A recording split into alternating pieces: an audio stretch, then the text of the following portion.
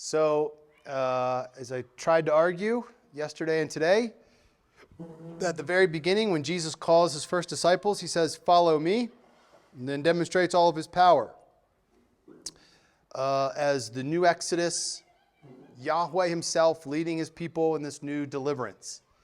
And Peter draws that conclusion that you are the Christ.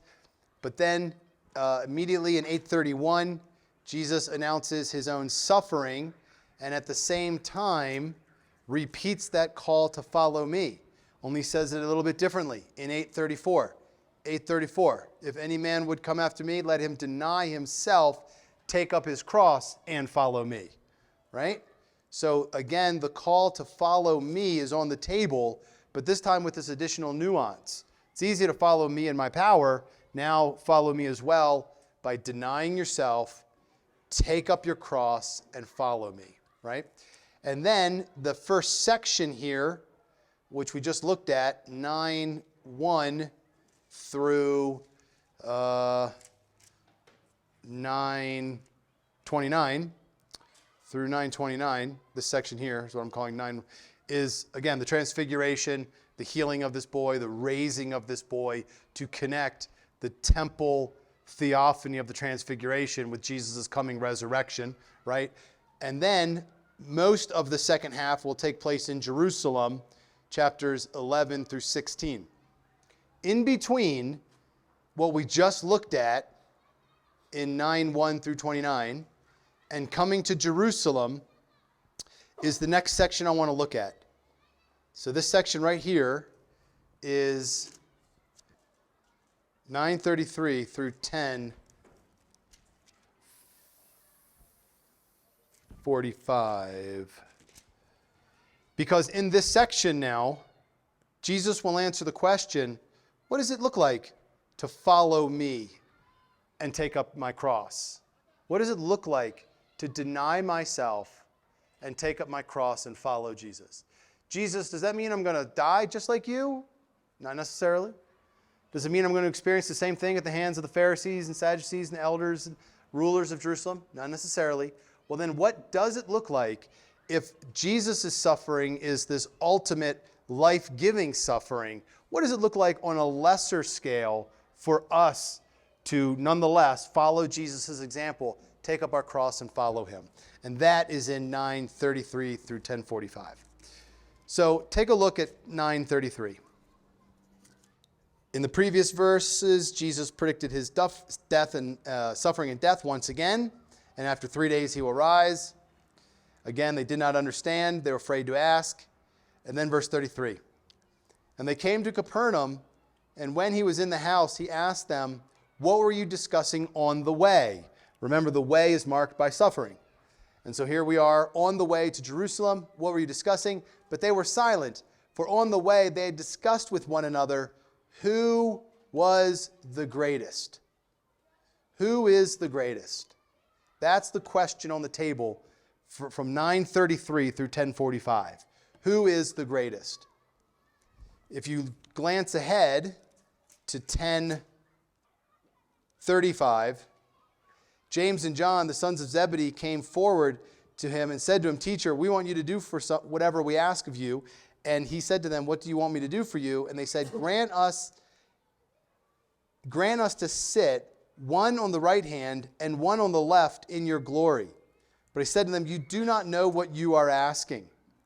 And then later he says, sorry, I skipped a vital step. Go back, I apologize. Go back to 9:33. Yeah, go back to 9:33.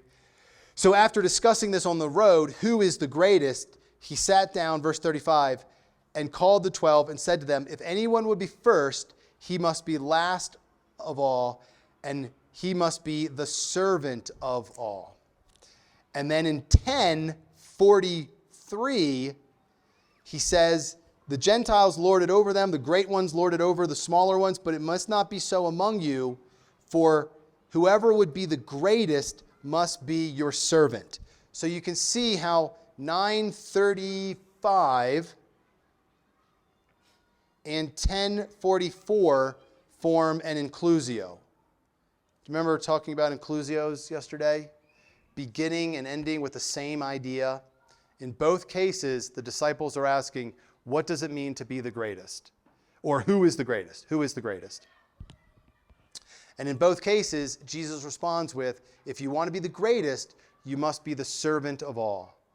And then everything in between are stories of people interacting with other people in how they treat those who are socially lesser than them. Does that make sense? So everything in between 9:33 and 10:45 is a bunch of stories about how people gave up their prerogatives and their rights in order to serve those who were lesser than them on the social pecking order. Does that make sense? So back to 9:33, they want to know who is the greatest. But Jesus says, if you want to be the first, you must be the last. If you want to be the greatest, you must be the servant of all. And again, glance ahead to chapter 10, and this is where it really gets going.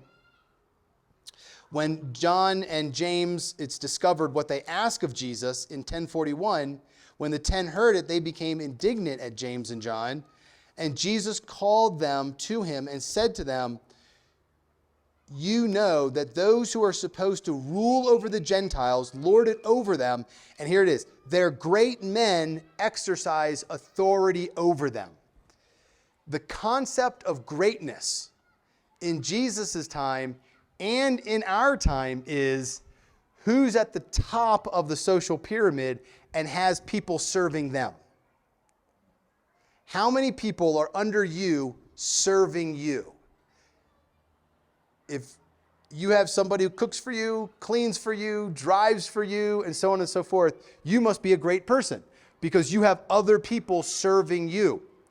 And Jesus is saying, listen, you all want to be the greatest. You've asked the question twice.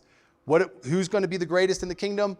John and James have come up to me and even said, let me sit at your right hand. We want to be the greatest in the kingdom. But your idea of greatness is completely topsy-turvy. Your idea of greatness is, this is pretty damning when he says, just like the Gentiles in verse 42. You're thinking like the Gentiles. You're thinking greatness is whoever can climb to the top. And in our world, I mean, this is so prevalent. Whoever has more followers online, or whoever makes more money, or whoever wins more championships, there's all kinds of accolades that people try to get to climb to the top to be great. And Jesus says the exact opposite is true. Verse 33, but it shall not be so among you, not be so to use others to establish your greatness. But whoever will be great among you must be your servant. And whoever would be first must be the slave of all. Jesus is saying true greatness is not climbing to the top of the ladder so that others are serving you. True greatness is going to the bottom of the ladder so that you can lift others up. And that is the topsy-turvy ethic of the kingdom. Most people are not looking to deny themselves or take up their cross and follow Jesus. People are looking for what? How can I get the world, the economic system, or other people, or business opportunities, or whatever it is, to serve me? To serve me. To make me great because they push me to the top. Jesus says that's Gentile thinking, and you need to get rid of that. If you want to follow me, that's the whole point here. If you want to follow me in the way I'm describing, you want to follow me, it's by taking up your cross and following me, by finding ways that you can go from the top to the bottom so that you can lift others up. And then verse 45. 10:45 is arguably the thematic verse of the whole book. Jesus says, for the Son of Man came not to serve. I'm sorry, I read that wrong. I totally read that wrong. I'm going to start over. For the Son of Man came not to be served, but to serve and give his life as a ransom for many. First of all, the language of ransom comes from the Greek word used for ransom is the same word used in the Septuagint for the redemption that the Passover lamb was in the Exodus. So he's announcing that he is giving his life as a new Passover lamb sacrifice. To give his life as a ransom for many comes from Isaiah 52 and 53, the suffering servant who laid down his life for many. So Jesus is appropriating both the Passover lamb imagery and Isaiah 52, 53 suffering servant imagery to interpret his death. Okay? We've been expecting that. What we haven't been expecting is this. Jesus is saying, listen, if greatness in the kingdom is serving people, Jesus is saying, I'm the greatest in the kingdom because I give my life for them.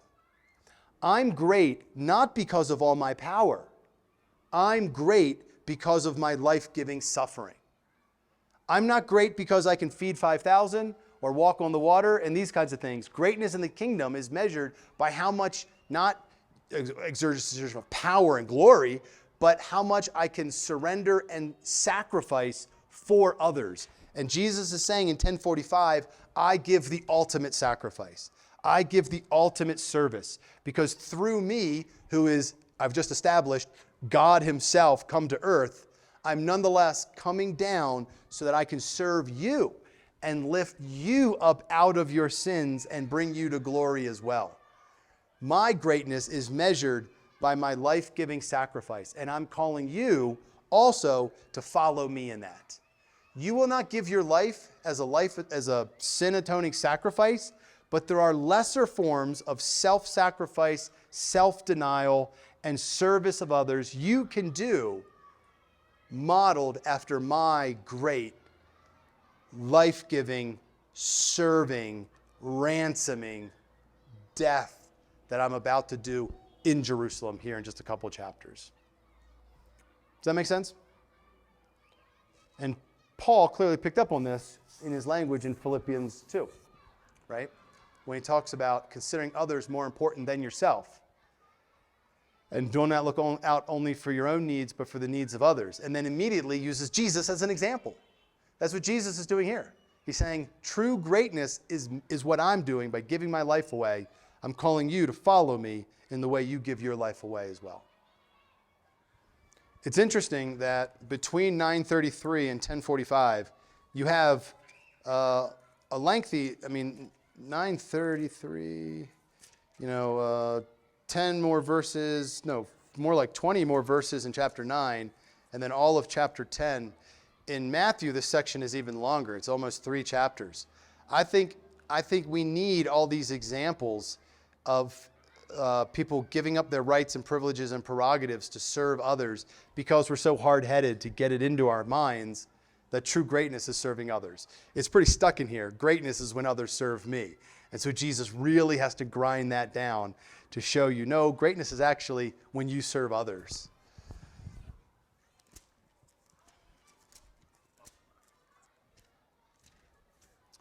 Now that I've taught you all of that about greatness and true service resulting in greatness in the kingdom, then we have the story of the healing of blind Bartimaeus. Now he heals the blind man in one shot, and then in chapter 11, he enters into Jerusalem. In other words, he enters into his suffering. So we're right here in the narrative. Because now Jesus is saying, now that you've understood my teaching on what it means to truly follow me, now he can enter into his own suffering, and with seeing his suffering, now you will see the gospel clearly. Now you too, the reader, will see the gospel clearly, just as blind Bartimaeus sees clearly, it says, and immediately, verse 52, he received his sight and followed him on the way. And with that, we enter into Jerusalem. Okay. Let's turn to chapter 11. Now things get really intense. In chapter 11, verses 1 through 10, Jesus enters into Jerusalem riding on the colt, which is an expectation of fulfilling of Genesis 49:10. Genesis 49:10, we talked about this a little bit yesterday, is the promise to Judah that from his tribe will come the one who will crush the head of the serpent. And it says in Genesis 49, 10 and 11, that he has a colt tied to a vine. And, what does that mean in Genesis 49? But here, what Mark is saying is that expectation from Genesis 49 is now coming to pass because the colt is now being untied. And the king is now riding into Jerusalem to take his throne in the temple. And as we expected from all the way back in chapter 1, verses 1 through 3, and also expected from the Malachi references, when Jesus enters Jerusalem in Mark 11:11, notice where he goes. He entered Jerusalem and went into the temple, and he looked around at everything. As it was already late, he went out to Bethany with the 12. What do you think Jesus is expecting when he gets to Jerusalem and comes to the temple? He's expecting a coronation.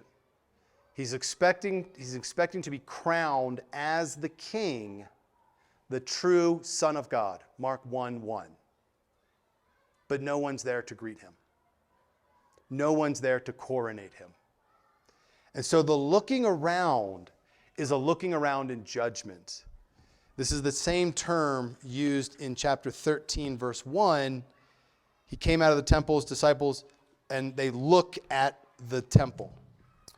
Jesus' look here is a look of judgment.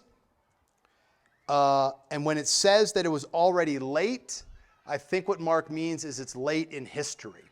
Not that it's just late in the day. It's like, look, the sun's going down. We better get back to Bethany and put our heads down. He's saying it's late in time. This is the moment that everything has been building up towards. When we talk about, again, Isaiah 40 through 55, the way that leads out of Babylon, it leads back to Zion, where Yahweh gathers up the exiles and the Gentiles to bring them back to his temple space. The way also led out of Egypt to the tabernacle. So the way always leads to the place of worship. And here's Yahweh himself in his own place of worship. He came along the way, and no one's there to coronate him. No one's there to worship him. No one's there to recognize him. And so this is the moment in history that all the prophets have been waiting for. Yahweh coming to his temple. It's late in history. It's late in time. But nobody welcomes him. Nobody welcomes him. No one coronates him. That's why in the very next verse, Mark 11:12, we read this. And on the following day, when they came from Bethany, he was hungry. And seeing in the distance a fig tree in leaf, he went to see if he could find anything on it. And when he came to it, he found nothing but leaves, for it was not the season for figs. And he said to it, "May no one ever eat from you again." And his disciples heard it. Why is he cursing a fig tree for not having figs? That seems pretty petty, doesn't it? Moreover, Mark even tells us it wasn't even the season for figs. Jesus shouldn't even expect a fig tree to have figs at this time. Why is he cursing this fig tree? Does anybody know? We want to take a shot? Take a guess? It symbolizes Israel, and more specifically, it symbolizes Israel's temple. In Jeremiah 8:13, there's a fig tree in front of the temple that has no figs on it. And so the barrenness of the fig tree is representative of the barrenness of the temple. That even though this is supposed to be a house of worship of Yahweh, it's not. And even though this tree is supposed to have figs, it doesn't. And so when Jesus curses the fig tree, Mark goes out of his way to tell us it's not the season for figs. So he's not cursing it simply because he's hungry. It's not just, Jesus doing something petty. He sees the fig tree as a symbol of the temple and the temple's leadership to lead Israel into worship. And so therefore, he's doing this speech act. A speech act is when you act out your prophecy, act out your teaching. The prophets did this all the time. Micaiah took horns and knocked things over. Isaiah walked around naked. Ezekiel laid on his side, right? So they act out their teachings. Jesus is acting out his teaching that the temple is now cursed because it did not receive the Lord of the covenant when he came. Yeah, so in Matthew, the triumphal entry, he goes right to the temple and cleanses it. And so it's pretty clear that, again, the way leads to the temple and Jesus isn't happy, right? Mark has kind of slowed things down, but what's interesting is,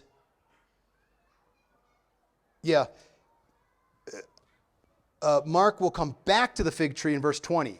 Mark 11:20. He comes back to the fig tree. And so really what he's done here is he's taken the fig tree episode and split it in half and inserted the temple episode in between. Now, as I was saying yesterday, maybe you weren't here, I have no commitment to Markan or Matthean priority. So I can't say Mark changed Matthew and this is why Matthew. It's just two different ways of getting at the same point, juxtaposing all these things together. And I think Mark actually makes the point a little more clearly. And so here's why. Look at verse 15. When they came back to Jerusalem, he entered the temple again. Last time he entered the temple, he was expecting to be coronated. No one was there. It's now late. His judgment is upon the place. He goes home, curses the fig tree. Now he's back. He enters the temple and began to drive out those who sold and who bought in the temple, and overturned the tables of the money changers and the seats of those who sold pigeons. And he would not allow anyone to carry anything through the temple. And he taught and said to them, is it not written, my house shall be called a house of prayer for all the nations? Now here's something else that's very curious. Matthew leaves out for all the nations, which is very strange because Matthew has this clear view to the Gentiles. So anyway, which makes me think maybe Matthew did write first, because there's no way Matthew would take Mark and leave that out. Anyway, I don't think it matters. But you have made it a den of robbers. And the chief priests and the scribes heard it and sought a way to destroy him. That's the same language used of the boy who was destroyed earlier. And later, Jesus will be accused of having said he will destroy the temple. The irony, of course, is when they're destroying Jesus, they are the ones destroying the true temple. Again, more on that in a bit. But again, that language is sort of building momentum here. They sought a way to destroy Jesus. For they feared him, because all the multitude was astonished at his teaching. And when evening came, they went out of the city. What's Jesus upset about here? Well, he wants the house of God to be a house of prayer for all the nations, house of worship, place for Jews and Gentiles to find the only true and living God. But that's not happening because you've made it a den of robbers. In what way is the temple a den of robbers? And why do the chief priests and the scribes hear it and get upset about it? This episode is commonly called the cleansing of the temple, as though Jesus is, purifying the place. How does he do that? Well, the money changers and those who sold pigeons have made the place unclean. But money changers and pigeon sellers are not robbers, are they? They're money changers and they're merchants. Moreover, if you came to the temple from somewhere else in the empire and you wanted to make an offering at the temple and pay the temple tax, you needed a money changer. And if you came from somewhere and wanted to make a sacrifice, you needed to buy pigeons. You understand? So there's really nothing wrong with changing money and selling pigeons. That's ultimately not who Jesus is upset with. He's upset with the whole temple system.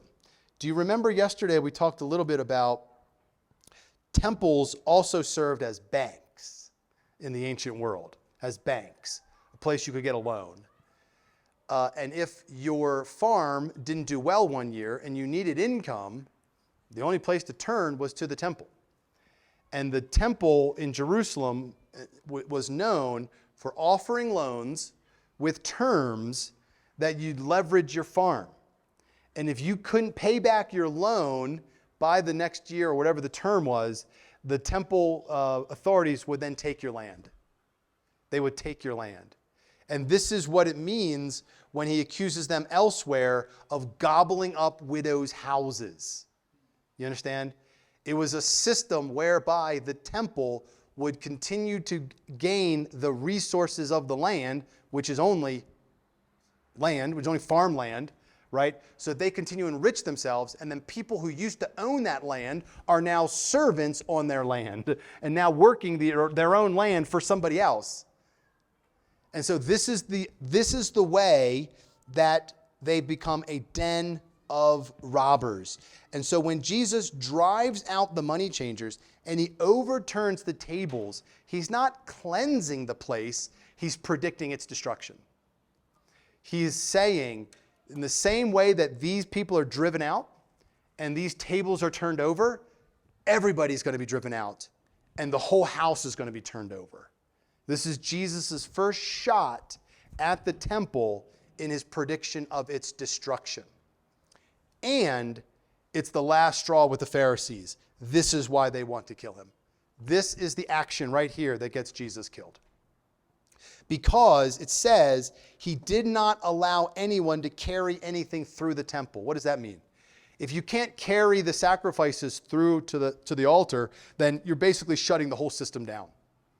You're shutting the whole sacrificial system down and predicting the destruction of the temple. Now, in Jewish thought, it's impossible to conceive of their religion without those sacrifices in the temple, and even more so, without a temple at all. And so when you get to Mark 14, and Jesus institutes the Last Supper, and he says, "This is my body, take and drink, take and eat," and he took the cup, "This is the blood of the covenant poured out for many." He is thereby replacing the old sacrificial system that he has hereby shut down with this new one. And do this as often as you do this in remembrance of me. He's instituting this new sacrifice in place of the old. And when he's crucified and raised, he'll also inaugurate a new temple. More on that in just a minute. So, in short, Jesus is not cleansing the temple, he's predicting its destruction. The fact that he then returns to the fig tree in verse 20, they passed in the morning, they saw the fig tree withered away. And Peter remembered what he said, "Master, look, the fig tree that you cursed has withered." Mark has spliced in the temple action between the two fig tree episodes to reinforce that. If the fig tree represents the temple, that's just another way of saying the same thing that Jesus' temple action of turning over tables and driving people out also said. To be clear about it, in chapter 12, he tells the parable of the vineyard and the tenants that concludes with the destruction of the vineyard. The vineyard is a representation of Israel, and the wine press and the tower represent the temple and the altar, because a wine press is where the wine is squeezed out. Looks very similar to the blood of the goats and animals coming out. And that also gets destroyed. And were that not clear enough, then in chapter 13, the disciples ask, they come out of the temple and say, "Teacher, what wonderful stones, what wonderful buildings. Do you not see these great buildings? There will not be one stone left on another that will not be thrown down." So by chapter 13, he becomes very clear about it. But already in chapters 11 and 12, he's doing these prophetic speech acts where he acts out what he's saying. Just as everybody's been driven out, just as all these tables have been turned over, so that's what's going to happen to this whole place. Why? Because when the covenant God of Israel came, you did not worship him. You did not recognize him. And so this temple clearly is not worshiping the true and living God. It's not a house of prayer for all the nations. It's got to go. But you ask, Jesus, if the temple is destroyed, where then will the house of prayer for all the nations reside? Let's keep reading. In Mark 11:22, after Peter said, "Look at the fig tree that you cursed, it's withered," Jesus replies to him, "Have faith in God. Truly I say to you, Whoever says to this mountain, be taken up and cast into the sea, and does not doubt in his heart, but believes that what he says will come to pass, it will be done for him. Therefore, I tell you, whatever you ask in prayer, believe that you have received it, and it will be yours.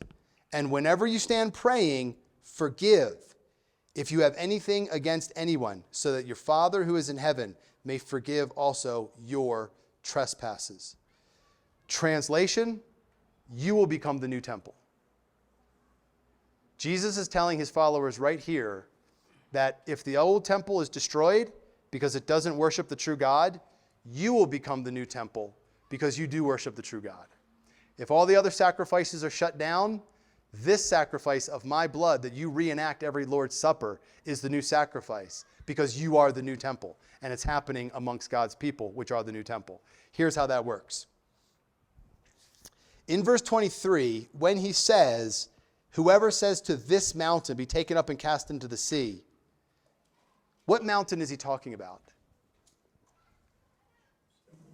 The Temple Mount, yeah. He's standing right next to it. He's not talking about a generic mountain, just some mountain somewhere. He's talking specifically about the mountain right there that they're standing on. If anyone says to this mountain, be taken up and thrown into the sea, and does not doubt, but believes that what he says, it will come to pass, it will be done for him. And so he is teaching his followers basically to pray an imprecatory prayer against the Temple Mount because it's already doomed for destruction. And so, if that's the case, where do we come for prayer? You just said this house is supposed to be a house of prayer, not just for Israel, but for all the nations.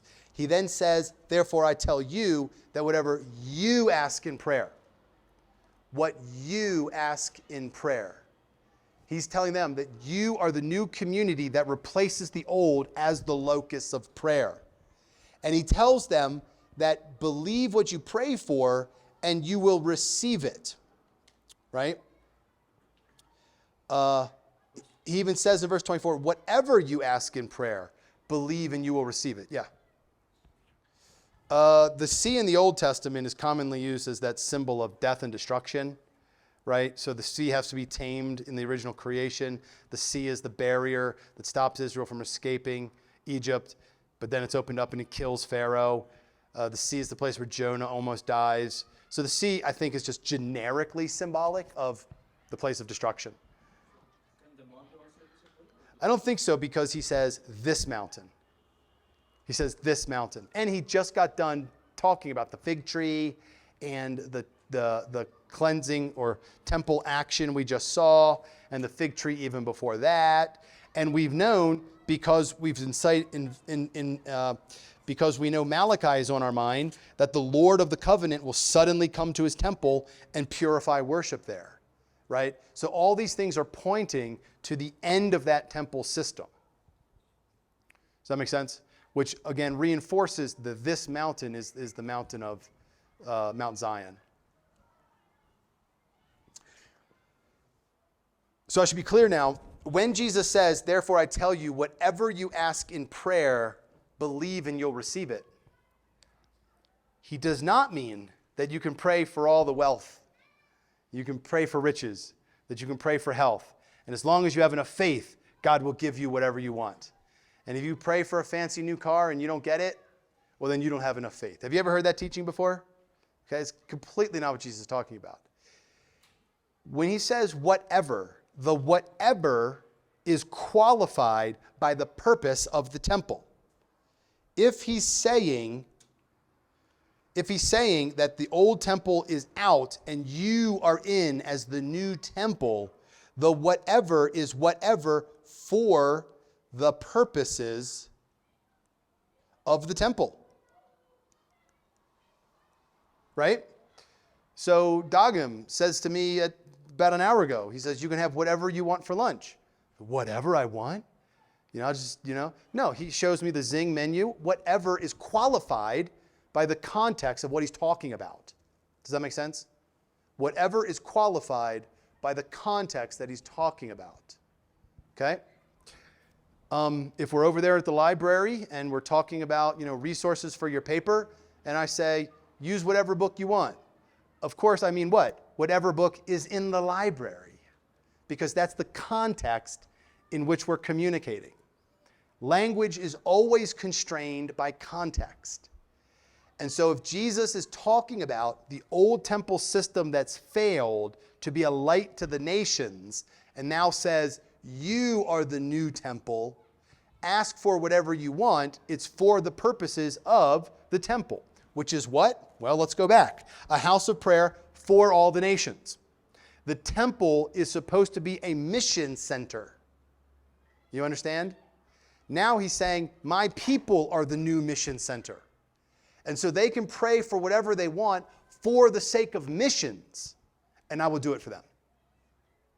So I'm arguing that the whatever in verse 24 is qualified by the context of what they're talking about, the mission of the temple, which is to be a light to the nations, to be a missiological institution.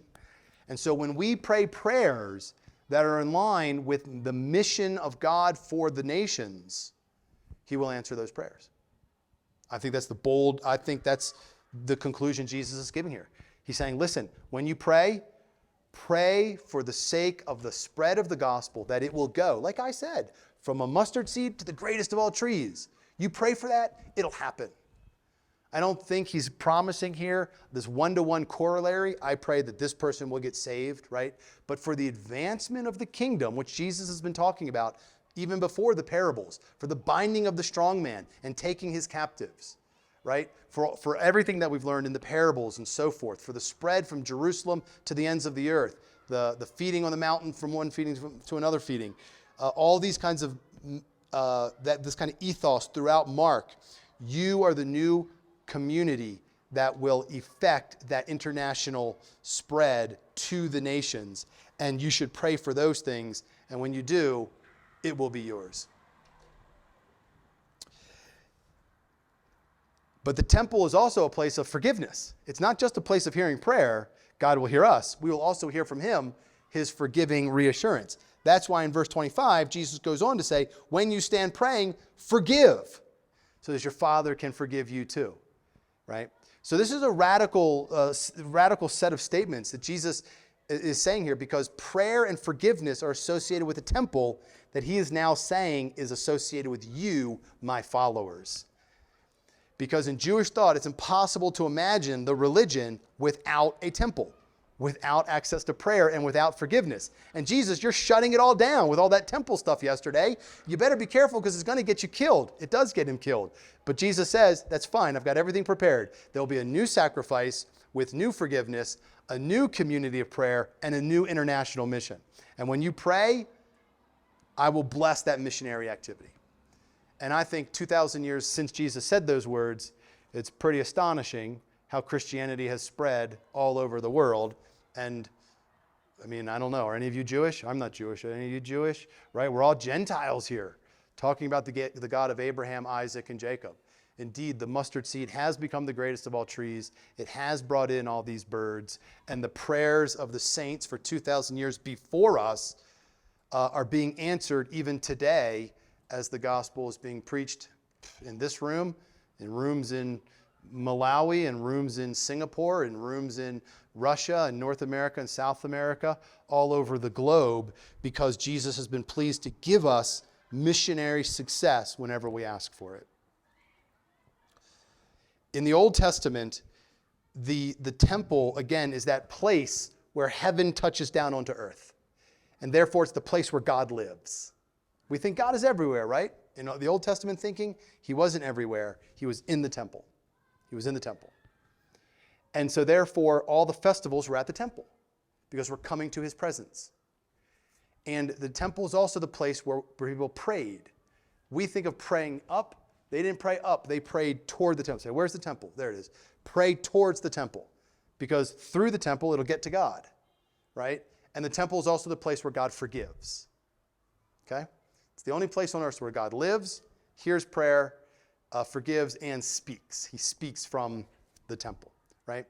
And so the temple is just impossible to overstate how critical the temple was for Jewish understanding of things. So therefore, when the temple gets destroyed in the Babylonian exile, it is the worst catastrophe you can imagine. God is now ripped out of the earth. Will he hear our prayers? Will he forgive us? Will he speak to us ever again? Those were legitimate questions the people in exile had. It looks as though God has abandoned us altogether. No prayer, no forgiveness, no speaking, no presence, right?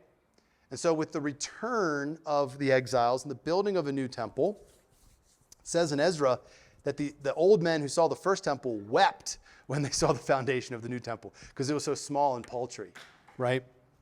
By the time you get to Jesus' day, Herod has built this great, grand temple. It's massive, right? But Jesus' point is, it's just a building. It's just a building. The people aren't praying. The true God doesn't live there. And I'm not allowing any more sacrifices to move through the place. You follow me? Because when the true Lord actually showed up at the temple, nobody worshiped him. So he says, fine, this temple's got to go. It's a fake.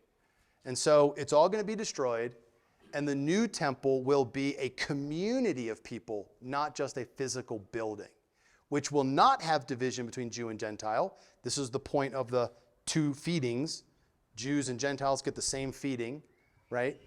And now you will be prayers, those who pray for all the nations and welcome in all the nations. So I think that's what I'm trying to say. Does that make sense? So I hope that little summary right at the end was helpful. I didn't quite understand Nassanet's question. His question was more along the line, why didn't, if the goal of the temple is to be a house of prayer for all nations, why didn't God just use that temple, fix that temple for that purpose, right? And my answer to that would be, if you go back to when Solomon first built the temple, in 1 Kings 8, the glory of the Lord fills the temple. And he talks about how this will be a house of prayer. And when my people turn their face to this temple, even the foreigner, when he prays to this place, you will hear in heaven. And then in chapter 10 of 1 Kings, right after the temple's built, the Queen of Sheba comes. And she's a representative of the nations being blessed by the temple. And it even says in 1 Kings 10, all the kings of the earth came to Jerusalem to seek Solomon's wisdom. So the temple, when it was first built, really worked. It was a light to the nations, a blessing to all the peoples of the earth. But then, as Solomon sinned and Solomon's sons sinned, and just on and on throughout the history of Israel, history of Judah, the sins of the sons of Solomon, here in that sons of David, resulted in that destruction of the temple. And so the legitimacy of the temple depends on the right worship of the people leading it, and specifically the son in the line of David. And so when it was destroyed during the exile and needed to be rebuilt, it was always God's purpose that the son of David would rebuild it, right? And one of the principal problems with the temple in Jerusalem is that it was built by Herod. And Herod would love to stylize himself like a king like David, but it just doesn't work. And so part of the problem with the temple in Jerusalem is it wasn't built by the son of David. But it's clear in Mark, when Jesus enters into the city, blessed is the kingdom of our father David that is coming, right? So it's emphatic that Jesus is a son of David. So he has the legitimacy to rebuild God's temple after the exile. And he's rebuilding it not in terms of bricks and mortar, but in terms of flesh and bone. In terms of flesh and bone. His people. Paul picks up on this, of course, where he tells the Corinthians, do you not know that your body, your corporate body, is the temple of the living God? Right? 1 Peter calls us Christ the cornerstone, and the rest of us are built into a living house for God. Right? So Peter and Paul also hear this in Jesus' teachings and translate that as well. But it's not that the old temple was always bad, but once it was destroyed in the exile, only the son of David could rebuild it. And that, of course, is Jesus. Good. All right, so what I'd like to do now in our time is try to get to the end of Mark. So I'm just going to walk through some things to keep the narrative going. In chapter 12, we have the parable of the vineyard, and the vineyard represents Israel. You may remember from Isaiah chapter 5, Israel is described as a vineyard. Jesus is picking up on that language. And this vineyard has a hedge around it and a pit, a wine press, and a tower. Nisanit, this answers your question from yesterday too. What do these, the pseudepigrapha and the apocrypha, how do they help us interpret the New Testament? Well, in the pseudepigrapha, the tower the temple is often described as a tower, and the wine press, put it another way, the altar is described as a wine press, right? So wine press and tower in this parable here are Israel with a temple inside of it. And because they seek to kill the true heir, verse 7, the tenant said, this is the heir, come let us kill him. They know that they killed Jesus not out of ignorance, they killed Jesus out of knowledge, right? Therefore, the Lord comes and destroys the temple. And so he concludes like this. The very stone, this is Mark 12:10, the very stone which the builders rejected, Jesus, has become the head cornerstone. The cornerstone of what? The new temple. So Jesus, who's being rejected by his own people, the priestly class, is becoming the new cornerstone on which now the rest of the temple will be built. So he, therefore, is the true temple, and by our union with him, we become the temple of God on earth. Again, not a building, but the theological point of the temple. Where are prayers heard? Where do I receive forgiveness? Where does God speak to us? Where does God's presence dwell? The answer to all of those is in God's people, in the church. Then when he's questioned by the Pharisees, he's questioned by the Sadducees, he's questioned by the scribes throughout the rest of chapter 12, that was a common practice in that time, that a rabbi would demonstrate his authority and knowledge of the Torah or any part of the scripture by going into public debate with others. And so they're trying to the Pharisees, scribes, and Sadducees are trying to delegitimize Jesus by throwing trap questions at him. But what happens is he actually answers them very well, and he's able to best them in this kind of public showdown of who has authority in Israel. And that takes us right up to chapter 13. Chapter 13 is the Olivet Discourse, where again Jesus is asked, do you see these stones? And Jesus predicts that they will all come tumbling down. I'll say more about this tomorrow when we talk about Matthew, but I'll say at least this much right now. I think what Jesus is doing is he's comparing, he's talking about the destruction of himself and the destruction of the temple in the same breath, right? Even though they happened 40 years apart, Jesus was crucified 33 AD, and the temple is destroyed in 70 AD, so you're looking at almost 40 years of separation. Nonetheless, the theological connection remains. What was supposed to be this house is actually happening in Jesus. And just as you've destroyed him, this house will get destroyed. The only difference is this: the house that is the temple in Jerusalem never gets rebuilt. Whereas, after Jesus is destroyed, what happens? He comes back to life. And even though his people are scattered, we'll look at this in a moment in chapter 16, he regathers them. So by Jesus' resurrection and regathering of his people, he is resurrecting the true house of God. That takes us now to chapter 14. Let's take a look now at the Last Supper and Jesus' trial. Who would like to read for us chapter 14, 22 through 26? Mark 14, 22 to 26. Very good, thank you. So there's a lot going on here in Jesus' Last Supper. Let me just start with this. Let me emphasize this phrase, poured out for many, is said twice in Isaiah 52 and 53. Poured out for many. Now, why is this important? Well, because remember how the gospel began with a quote from Isaiah 40, verse 3. Now, he's quoting from Isaiah 52 and 53. Because in Isaiah 52 and 53, you have this figure called the suffering servant. So when Jesus talks about his sufferings, he's talking specifically about what this suffering servant does in Isaiah 52, 53. And what does he do? He pours out his life as an atonement for others. He sheds his blood for the forgiveness of his people.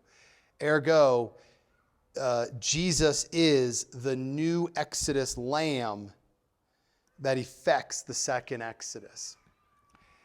And because he just shut down the temple system, what he's saying now is, again, it's impossible to conceive of the Jewish religion without sacrifices, right?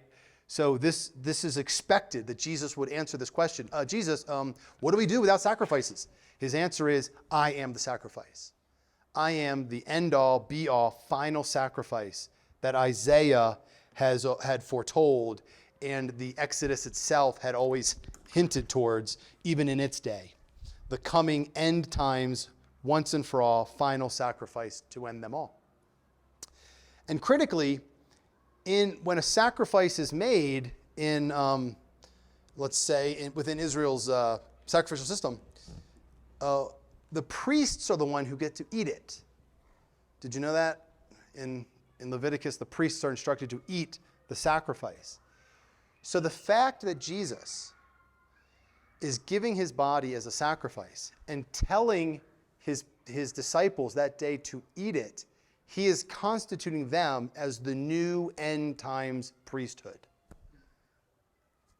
Now, let's think about this for a second. What is a priest?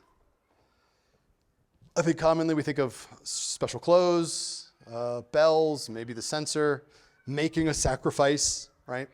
And that's true. That's what the priests in Israel did. But in its most basic sense, a priest is someone who leads others to God and can communicate from God that you've been accepted by God. That's it, right?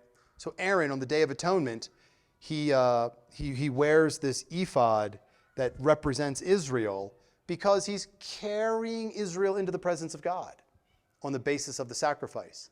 And then when he comes out from the Holy of Holies, he can announce to them, your sins are forgiven. I have the authority to tell you that because I just came in and met with God face to face, right? And so that function is now being transferred to the disciples. You are the ones who, through this sacrifice, come into the very presence of God, and then I send you back out into the world to tell them how they too can come into the presence of God. Now, what's interesting is that, as you know, in 1 Corinthians, we're instructed to replicate this. Every time we eat the Lord's Supper, we are reminding ourselves, one, of Jesus' death, because the bread is broken and the wine is poured out, but also of our priestly role in the world, because we eat it and we drink it. Does that make sense?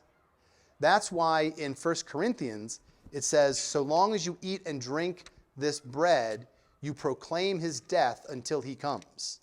1 Corinthians 11:26. As often as you eat and drink this bread and drink this cup, you proclaim the Lord's death until he comes. By eating and drinking, we are now doing the speech act. We are doing the prophetic gesture, where we're proclaiming to the world that that was a sacrificial death, and we now offer to you as well, the rest of the world, the invitation to come into the presence of God also. Again, you can hear the temple language in there because priests operate where? Priests do their priestly activity in the temple. So the church collectively is the temple, and all of us individually are a royal priesthood. Again, that's what Peter calls us. 1 Peter calls us a royal priesthood to the nations, whereby we proclaim his excellencies. So when you think of yourself, don't just think of yourself as, well, I'm a Christian, I'm trying to win souls, or I'm trying to be a good pastor or whatever.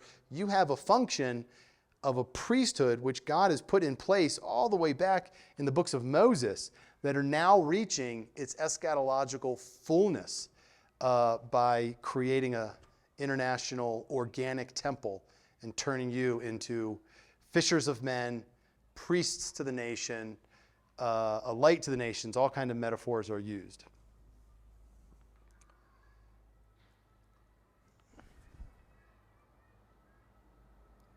And of course, in the context of Mark, what he's doing is he's interpreting for us what's about to happen on the next day. Right? This is Thursday night, and he's going to be crucified on Friday. That crucifixion is the moment of the sacrifice, the blood and the body, the true wine and bread. And he's also predicting, therefore, that as the true temple of God, he is going to be destroyed. And Jesus goes on to say in verse 27, "You will all fall away, for it is written, I will strike the shepherd and the sheep will scatter." However, in chapter 16, the first thing the angel says to Mary is,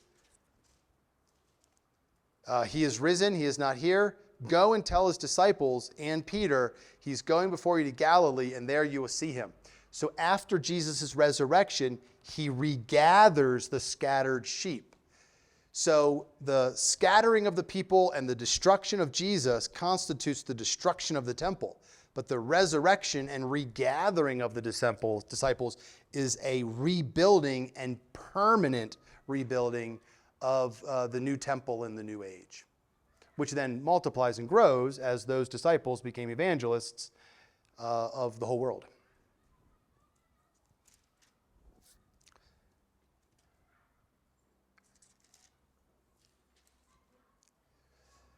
Jesus goes to the Garden of Gethsemane and he prays, at which time Judas comes and betrays him. Let's read of this betrayal and then Jesus before the council. Let's pick up in verse 44. Now the betrayer, this is 14:44. Now the betrayer had given them a sign saying, "The one that I kiss is the man.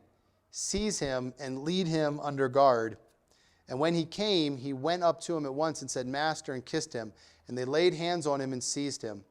But one of those who stood by drew his sword and struck the slave of the high priest and cut off his ear. And Jesus said, "You have come out as against a robber with swords and clubs to capture me. Day after day I was with you in the temple teaching, and you did not seize me. But let the scriptures be filled." And they all forsake him and fled. The scripture that is being fulfilled right there is what Jesus quoted earlier. "I will strike the shepherd and the sheep will scatter," from Zechariah 13:7. And at that moment, they all run away. And then interesting, you have this young man, verse 51, who followed with nothing but a linen cloth about his body. And they seized him, and he left the linen and ran away naked. Some people think that's John Mark himself, putting himself in the story, his little signature on the story, saying, "Hey, I was there too that night." Doesn't say it's John Mark. I don't think that adds anything to our understanding of Mark. But if we think about it, where in the scriptures do we know of another young man who, when he was seized and he fled, his linen came off and he ran away naked? Joseph. It's Joseph. Whoever this young man is, again, he's some young man that night, and this is what happens. Mark can describe it any way he wants, but he condenses it to just 2 verses to make you think of Joseph. To make you think of Joseph. And what happened to Joseph after that happened? He went to prison for a long time. But then when he came out, he was given new clothes and the right to rule the world, just one notch under Pharaoh. When Jesus is resurrected, it says in chapter 16:5, entering the tomb, they saw a young man sitting at the right side. That term for young man, neoniskon, is only used twice in all of Mark. In chapter 14, when this young man flees, And then again in chapter 16 when a young man is sitting in fine linen in the tomb. I think what Mark is doing here is he's saying, look, Jesus is now arrested. Now comes the real suffering for Jesus. But when he comes through his suffering, just like Joseph, he'll be the ruler of the world. Because that's where the book started. The gospel of the Son of God. Gospel meaning what? God comes to reign. He reigns through his anointed Messiah, his Son. This is the suffering that will lead to the glory. Just like Joseph went to prison and came out to rule the world, Jesus will go to death and come out and rule the world. And he's bookended Jesus' sufferings and glory with these little memories of Joseph. Who was the young man? I don't know. But Mark describes him in a way to make you think of the Joseph story throughout this whole episode. I think this is reinforced with the discussion that happens then with the high priest in the very next verses. Let me read these for us. Then they led Jesus to the high priest, and all the chief priests and the elders and the scribes were assembled. And remember, what do they want to do? They want to destroy him. That was the word used when he cleansed the temple. We want to destroy Jesus. And Peter followed him at a distance right into the courtyard of the high priest, and he was sitting with the guards and warming himself at the fire. Now the chief priests and the whole council sought testimony against Jesus to put him to death, but they found none. For many bore false witness against him, and their witness did not agree. And some stood up and bore false witness against him, saying, we heard him say, I will destroy this temple that is made with hands, and in 3 days I will build another not made with hands. Did Jesus ever say that? Did Jesus ever say he would destroy the temple? No. But Jesus had been talking about a couple things that relate. One, that he is the true temple, and the temple they're talking about is about to be destroyed, and he was making predictions, what? That after 3 days, he would be raised up again. In other words, these false witnesses have taken bits and pieces of Jesus' teaching and garbled them together. So there's a string of truth in there that is pretty powerful. The temple is going to be destroyed, but in 3 days it will be raised up again. The temple of what? The temple of Jesus' body. The temple of Jesus' body is going to be destroyed. The great irony is they're killing Jesus because they're accusing him of saying he would destroy the temple, where in reality, they're the ones destroying the temple. This comes up again when Jesus is actually on the cross. 15:29. Aha! You who would destroy the temple and build it in 3 days, save yourself from this cross. The great irony is that he does save himself in 3 days. And he does rebuild the temple that will never be destroyed again. So these false witnesses have garbled together various parts of Jesus' teaching. The only thing that's wrong about it is he never said, I will destroy the temple. But he does predict its destruction, and he does predict the true rebuilding of the temple when he is raised. And so it goes on, verse 59, yet not even so did their testimony agree, and the high priest stood up in the midst and asked him, have you no answer to make? What is this that these men testify against you? But he was silent and made no answer. Again, the high priest asked, are you the Christ, the Son of the Blessed? And Jesus said, if the temple action is what got Jesus arrested and brings the Pharisees the desire to destroy him, what he's about to say is like finally pushes the envelope too far. Verse 62. He said, I am. And that I am, again, is ego eimi, reflective of Exodus 3. And you will see the Son of Man seated at the right hand of power and coming with the clouds of heaven. That's a reference to Daniel chapter 7. Daniel 7, sorry. Let me read Daniel 7 to you. In Daniel 7, the prophet says, I saw in the night visions, and behold, with the clouds of heaven, there came one like a son of man. So you can hear that already, the reference in Mark. the Son of Man with the clouds of heaven, right? And you will see him coming. There came one like the Son of Man, and he came to the Ancient of Days and presented himself before him. And to him was given dominion and glory and a kingdom, that all peoples and nations and languages should serve him. His dominion is an everlasting dominion and shall not pass away, and his kingdom shall never be destroyed. So who is the Son of Man? The Son of Man is a priestly figure who is able to come not into the Holy of Holies, but right into heaven itself. And he does that by riding on clouds. And when he gets there, Yahweh says, you may rule the earth because you've cleansed the earth. More on that if you want from Daniel 7. But that's the point. And so in Mark 14:62, Jesus says, you, O high priest, will see Daniel 7 come to pass. You will see me, the Son of Man, riding on the clouds into the Ancient of Days.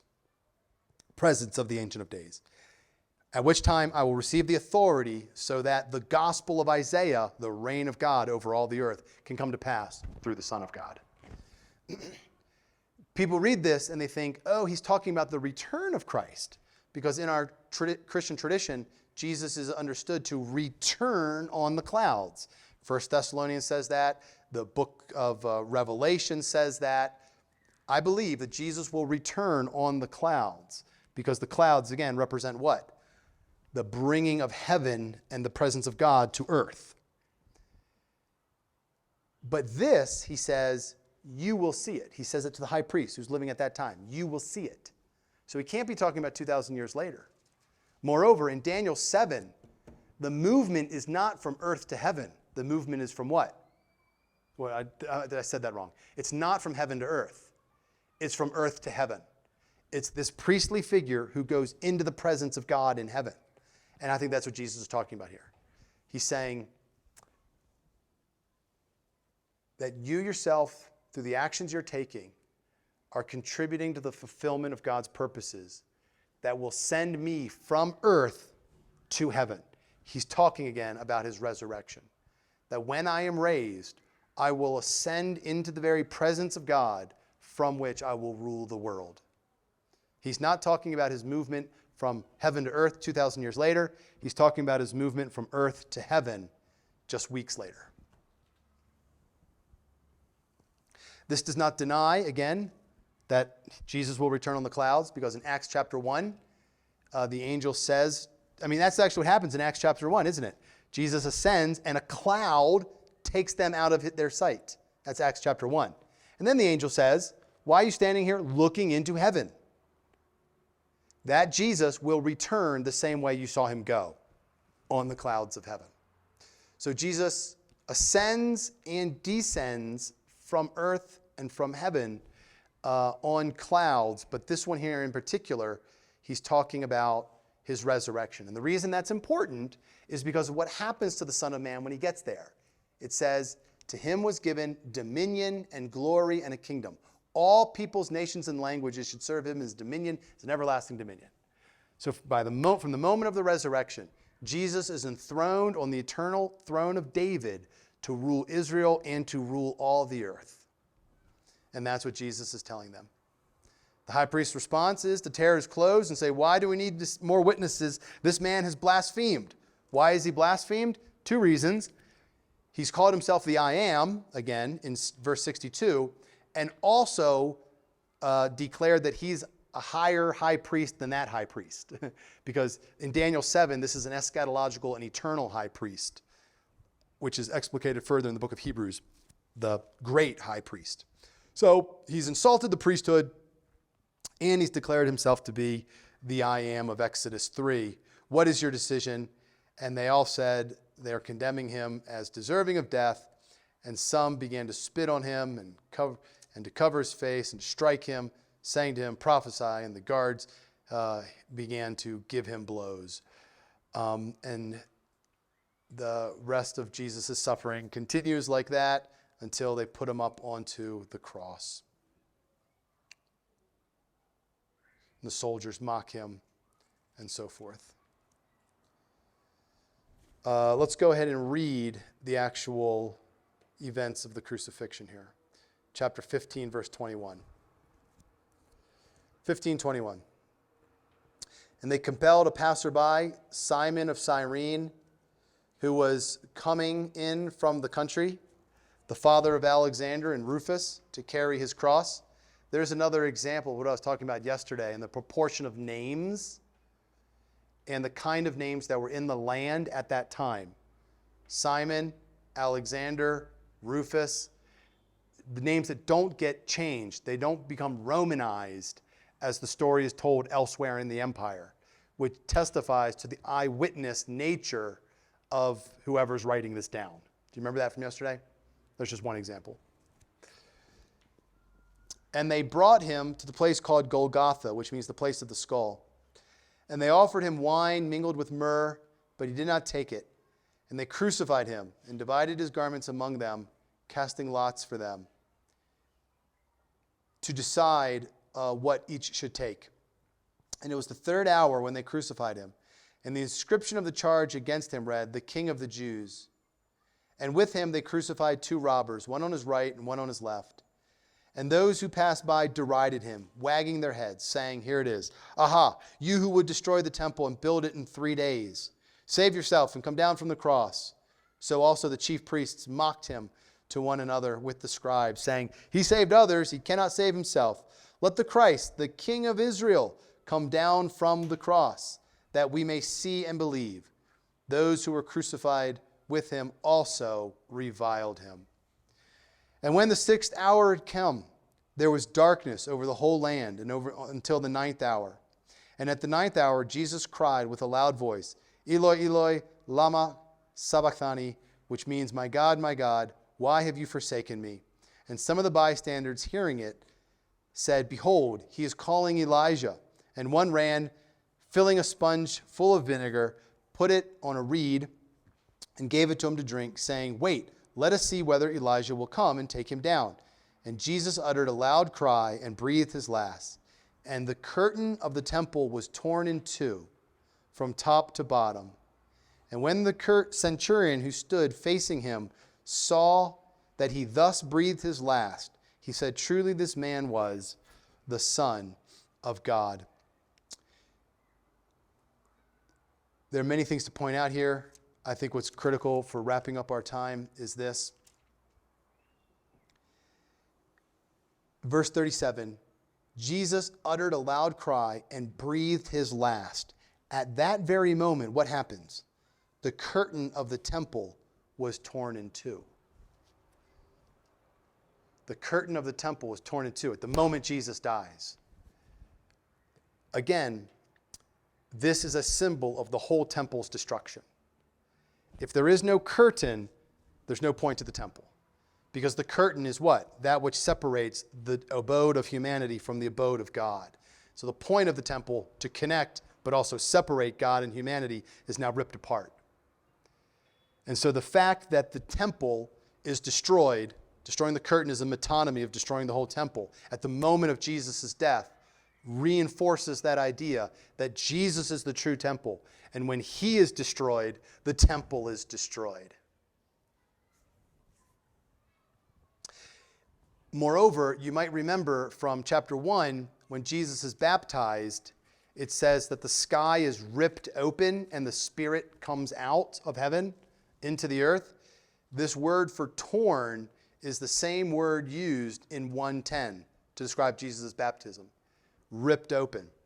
And so the idea here is that now that space that was confining the presence of God is no longer confining. The temple veil now being ripped open, God is coming out into the earth. And the book of Acts is going to explicate this further to describe the coming of the Spirit and the spread of the Spirit all over the world. But that's the basic point, that veil that had kept God in heaven is now ripped open. That temple is now destroyed because Jesus is being destroyed. And so when we see in chapter 6 the resurrection, that is after 3 days, rebuilding of the permanent temple of God. And so where is the presence of God? The presence of God is wherever the story and teachings of Jesus' gospel goes, all over the earth. And it goes not on the airwaves, but on the lips of his people who constitute the new temple.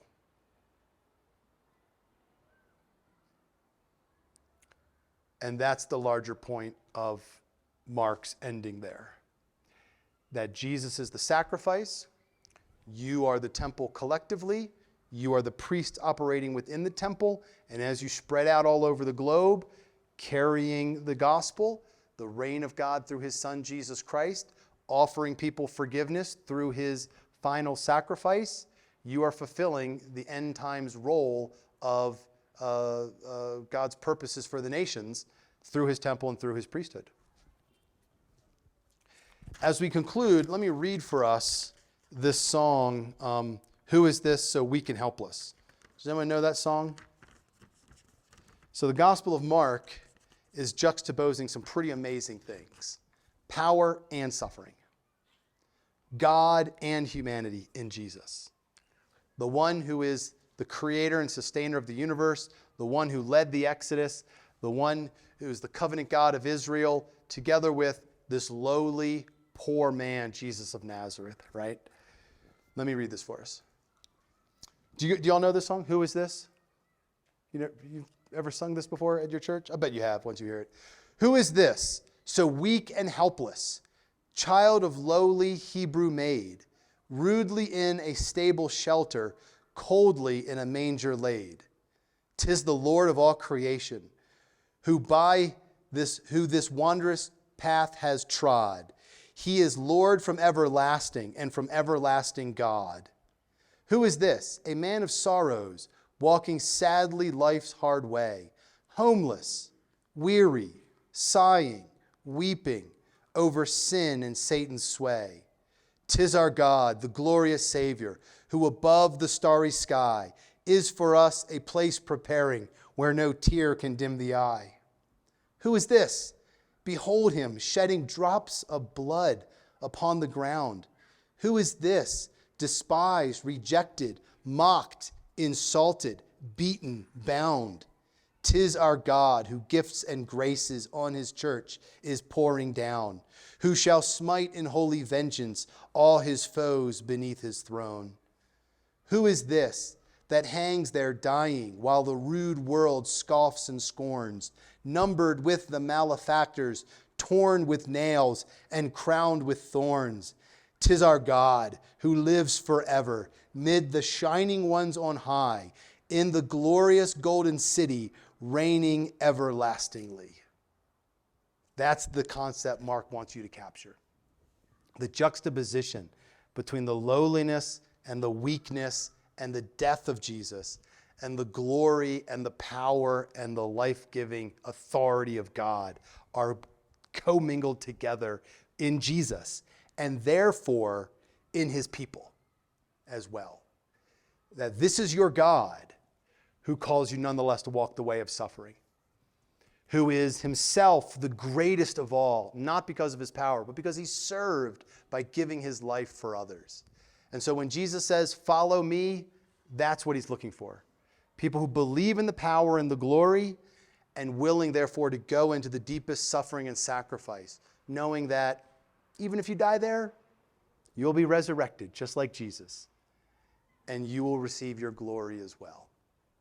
And it's through that story spreading around the world, the gospel, the reign of God, is being effected through the Son of God. Mark 1:1.